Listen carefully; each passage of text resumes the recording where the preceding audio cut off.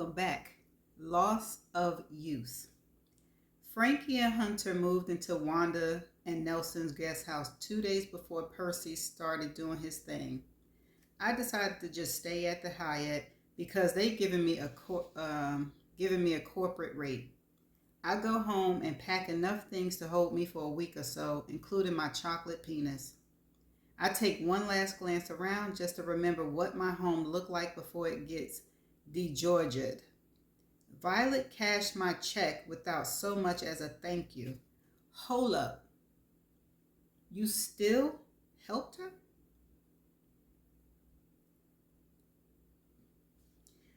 Wanda hasn't heard a peep out of her either. I'm pissed at her, but I hope she's okay. After a week, I'm already tired of living in a hotel. I call Wanda. You want to meet me in the city for dinner? Why and where? Toulouse Petit, because I haven't seen you since your dinner party. That's not the real reason. Should I invite Nelson? No. Something's going on then. What is it? I'm not saying. Come on, Georgia. Just tell me. What's the occasion? Didn't you say you remember Eric? Of course I do. He's one of the talented five, and of the bunch. He's the one who got away. Why? He owns Toulouse Petit. Get the hell out of here. How did you find that out? Take a wild guess. Facebook. He sure has good taste. Get it? No, I don't. So, are you going to corner him or what, girl? Get serious. I have no idea what I'm going to say, but I don't remember ever seeing him when we've eaten there. Maybe he was back in the kitchen. Anyway, I'll make the reservation so we keep it on the down low. 7 works for you? Yes, it does. But there's also the possibility of potential good news. And don't ask, I'll see you there. I don't know what has possessed me to do this, but I'm not going to back out or get cold feet. I hadn't really thought about the likelihood or even the possibility of seeing any of these men face to face. I decided to write Eric a note because there's no way I'd put anything this personal on Facebook. I use a soft font. Ironically, it's called Georgia. Hello, Eric. I just learned that you're the owner of the amazing restaurant I've been patronizing since its opening. I've never seen you there, and I'm heading over for dinner this evening. In case you're not there, I just wanted to let you know how proud I am of you, and I'm thrilled that you've done so well for yourself. I also want you to know that I've never forgotten you, our short but amazing time together, but mostly the joy we shared when we were younger, even though you kicked me to the curb so you could attend the chef school in Paris. And of course, I had this thing called a job, but it appeared you made the right decision. I looked you up on Facebook, but you don't offer much personal information. You still look good, healthy, and I hope this means you're happy. Would love to see you. I've aged. Estelle is almost 30, and my youngest daughter is 22. I'm twice divorced, so that's my story, and I'm sticking to it. I'm enclosing my card. My office is minutes away, so maybe we could have coffee or I could get a free meal out of you. If I don't hear back from you, I'll understand that you probably have good reasons. At any rate, just wanted to tell you how happy I am for you, knowing that your dreams did come true. Here's a bear hug for old time's sakes. Warmly, Georgia Young. P.S. By the way, no one has ever called me baby the way you did.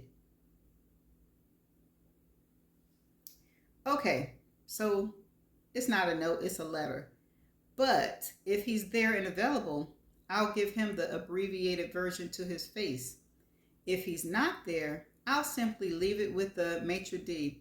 I put it in a sealed white envelope and write his name, Eric Francois.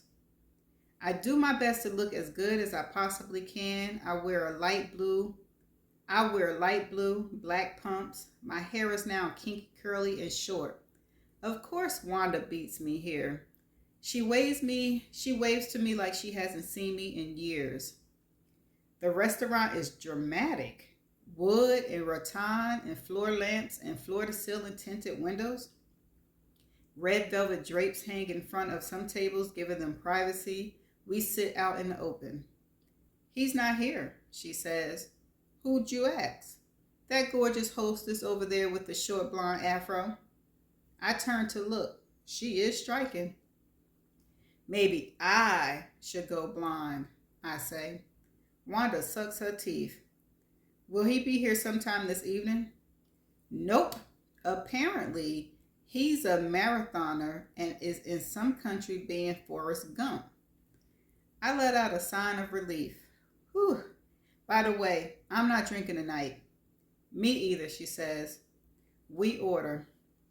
Wanda, a yellow beet salad, cauliflower, asparagus, and white truffle soup with Dungeness crab. Me, Harlem tomato salad, barbecue shrimp with hominy grits. We share a roasted duck. So, aren't you excited that your house is finally going on the market? Yes and no. I know it screws up your train ride, but this is a reason God invented vacations, Georgia. You can still catch that midnight train to whenever and wherever the hell you're planning to go. Choo choo. Vancouver, and all across Canada to Toronto. Why in the world do you want to go to Canada? Because I want to. We've already had this conversation, so please stop asking me. Well, you could probably get the same results after 5 days on the beach in Cabo. Just saying. I roll my eyes at her. Our non-drinks come. I'm skipping the subject. So now that your house is going on the market, what would you do if somebody offered to buy it? Like, immediately. I have to move out. And go where? Again, we had this discussion. But I don't remember where you ended up. Was it Dubai? Ha ha. Answer the question. I'll cross that bridge when I get to it. I think you should just keep your ass right here in Oakland because it's not only a beautiful place to live, as you well know, but it's also ethnically diverse and culturally alive, and it's full of smart, educated people and just enough crazies to keep it real. Then why are you and Nelson leaving? I've already told you. We want to slow our roll, golf every day, and breathe in nothing but hot air. When our food arrives, we finally stop talking and clean our plates. We would eat them too for the flavor alone. I wish Eric had been here so we could tell him this to his face. Have you thought about when you're going to sell your partnership? I mean, have you discussed it with Lily yet? Vaguely. She's got a lot going on with her mom and dad when she gets back. Something is missing in that child. Why hasn't she ever been married? I don't know. And she dresses like a hoe, and I bet she doesn't even have sex. Well, she spends a lot of time online. Cyber sex is not real sex. Anyway, enough about Lily. I signed up for an upholstery class. For a what class? Upholstery. Why? Why not? When was the last time you upholstered something? Never, which is why I'm taking the class, Wanda. Duh. This sounds even more boring than being an optometrist. Check, please. Hold your thongs. Did you paint that stool yet? I can't mess up the garage now.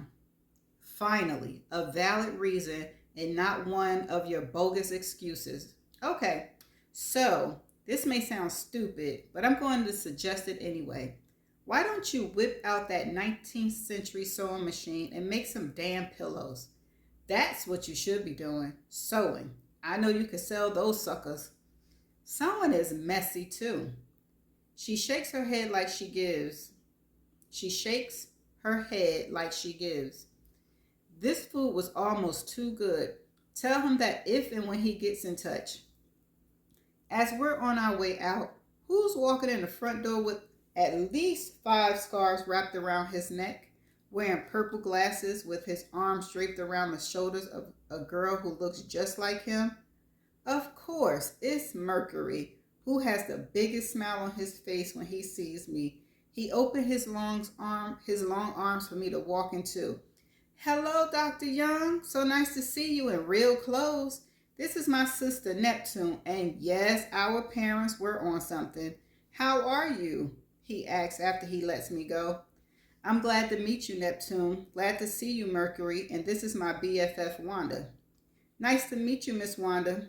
Anyway, see you under those fluorescent lights tomorrow, Dr. Young, he says, and they go to sit at the bar.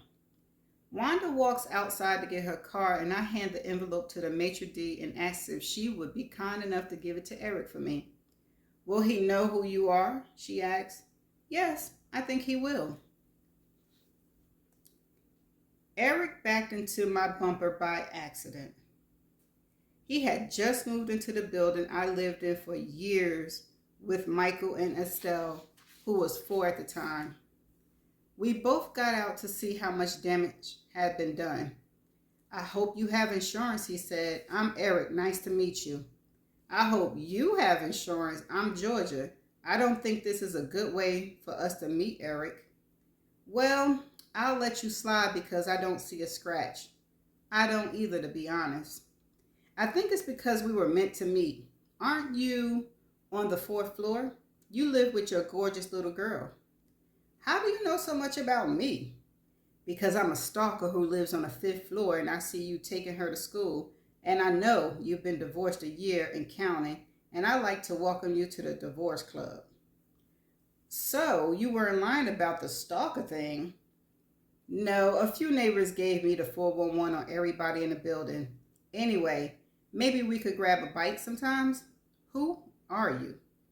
I'm a man who wants to cook you dinner. And that was how it started.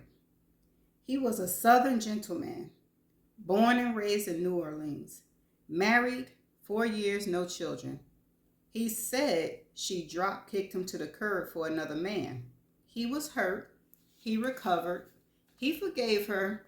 He said anger is a termite to your heart. He became my insecticide. He showed me how to forget to remember what hurts. He was honest. He offered me tenderness. He brushed my hair. He helped me live in the present. He made me laugh out loud. He admired me for being smart. He was thoughtful towards my daughter. He did not sleep in my bed unless Estelle was not home. He talked to me about my hopes. He talked to me about his. That one day he wanted to open his own restaurant. Michael didn't like him, and he didn't like Michael. Ma liked him right off the bat. This one is worth keeping, she said. 9 months went by fast. He said he loved me. I told him I loved him too. But when he was accepted into a famous cooking school in Paris, I knew he had to go, and I knew I couldn't. We made a marvelous farewell. I felt lighter. We both declared how glad we were that he backed into me, that we were able to part ways without leaving a scratch or a dent. Doc, there's a woman here to see you. She says it'll only take a minute. What she looks like? What's she look like? Like a movie star. She has short platinum afro and earrings to die for. What do you want me to do? Now I'm worried because I know it's the maitre d' from Eric's restaurant. How does she know who I am and where I work? Oh Lord, this means she opened my letter and read it. God damn it. Now I'm both angry and worried that maybe something happened to him, or maybe she's got a gun and is here to blow my brains out, but she didn't strike me as being crazy. You can send her on back. A few seconds later, in walks the homecoming queen from the 80s. I stand up to greet her. Hello, I say. Have a seat. I remember you from Toulouse. Of course. Is something wrong? I'll just stand if you don't mind. And she reaches inside her big black purse and pulls out the unopened envelope I've given her to give Eric. Is something wrong, I ask. I'm not sure. Eric is my husband, and ooh, woo! We've been happily married for 22 years, and I'm just curious about what's in this envelope and if it's something I need to know about. Okay, see, looking for them X's. This is where it go wrong. I'm shaking my head. Not at all. Please sit. And she does. And I tell her how I know her husband and what I'm in the process of doing, and that her presence at the restaurant and now here has answered my biggest question. And what's that? She asks. That he's happily married to a beautiful woman. Thank you, Dr. Young, and my name is Sophie.